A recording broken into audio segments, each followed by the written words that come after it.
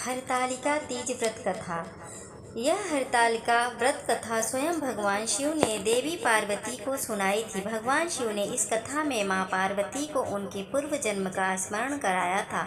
भगवान शिव कहते हैं, हे गौरा, पिछले जन्म में तुमने मुझे पाने के लिए बहुत छोटी उम्र में कठोर तप और घोर तपस्या की थी। तुमने ना तो कुछ खाया और ना ही पिया, बस हवा और सूखे पत्ते चबाए। तन को जला देने वाली गर्मी हो या कंपा देने वाली ठंड, तुम नहीं हटी, डटी रही। बारिश में भी तुमने जल नहीं पिया।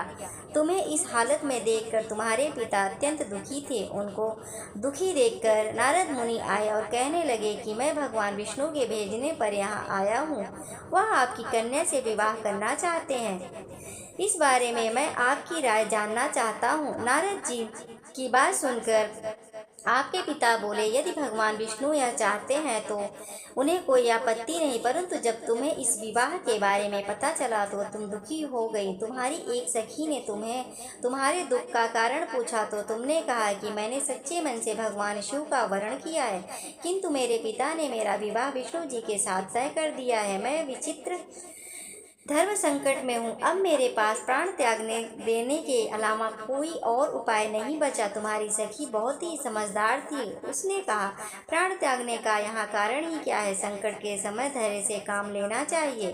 भारतीय नारी के जीवन की सार्थकता इसी में है कि जिसे मन से पति रूप में एक बार वरण कर लिया, जीवन पर्यंत उसी से निर्वाह करे। मैं तुम्हें घनघोर वन में ले चलती हूँ, जो साधना स्थल भी है और जहाँ तुम्हारे पिता तुम्हें खोज भी नहीं पाएंगे। मुझे पूर्ण विश्वास है कि ईश्वर अवश्य ही तुम्हारी सहायता करेंगे।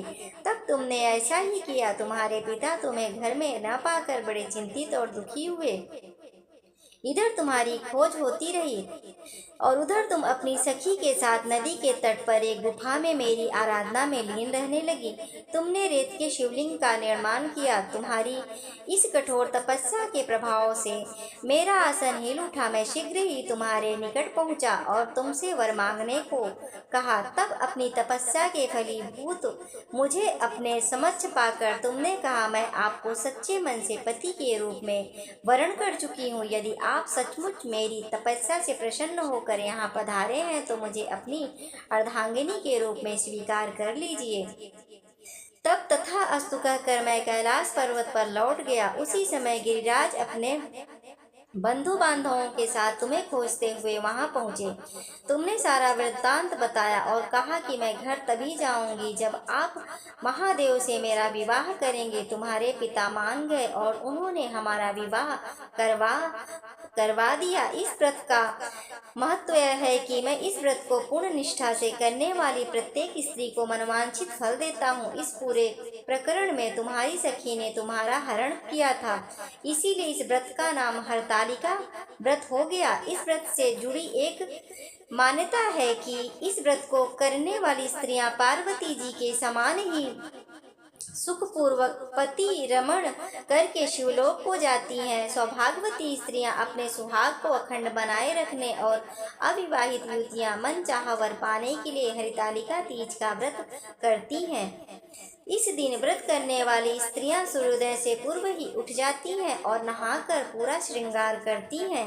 पूजन के लिए केले के पत्तों से मंडप बनाकर गौरी शंकर की प्रतिमा स्थापित की जाती है। इसके साथ पार्वती जी को सुहाग का सारा सामान चढ़ाया जाता है। रात में भजन कीर्तन करते हुए जागरण कर 3 बार आरती की जाती है और शिव पार्वती विवाह की कथा सुनी जाती है। इस व्रत के व्रती को शयन करना निषेध है, इसके लिए उसे रात्रि में भजन कीर्तन के साथ रात्रि जागरण करना पड़ता है। प्रातः काल स्नान करने के पश्चात श्रद्धा एवं भक्ति पूर्वक किसी सुपात्र सुहागिन महिला को श्रृंगार सामग्री, वस्त्र, खाद्य सामग्री, फल, मिष्ठान एवं यथाशक्ति आभूषण का दान करना चाहिए। रेत के शिवलिंग बनाए हैं तो उनका जलाशय में विसर्जन किया जाता है और खीरा खाकर व्रत को संपन्न किया जाता है। हरतालिका तीज व्रत मुहूर्त। भविष्योत्तर पुराण के अनुसार हरतालिका तीज व्रत भाद्रपद शुक्ल तृतीया को रखा जाता है।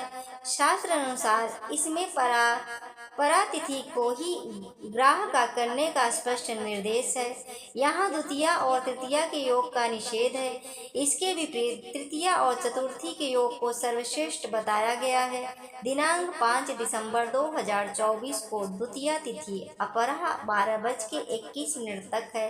तत्पश्चात तृतीया का आरंभ होने से इस दिन निषेधात्मक द्वितीया और तृतीया का योग बन रहा है, जो कि वर्जित है। दिनांक 6 सितंबर 2024 को तृतीया तिथि मध्याह्न 3:01 तक है। इसके पश्चात चतुर्थी के आरंभ होने से इस दिन तृतीया और चतुर्थी का योग बन रहा है, जो शास्त्र अनुसार सर्वश्रेष्ठ है।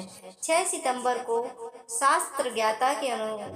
शास्त्राज्ञा के दो महत्वपूर्ण नियम पूर्ण हो रहे हैं।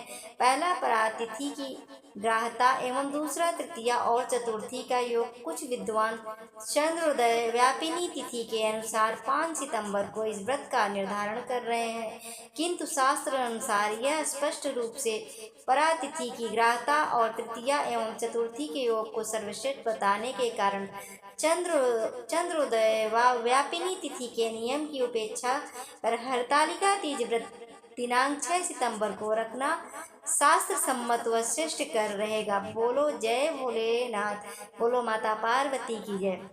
दोस्तों, आपको ये कथा कैसी लगी कृपया कमेंट करके ज़रूर बताएं। वीडियो पसंद आए हो तो लाइक करें और ऐसी ही और भी बहुत सारी कहानियों, कथाओं एवं जानकारियों को सुनने के लिए चैनल को सब्सक्राइब जरूर करें। राधे राधे, धन्यवाद।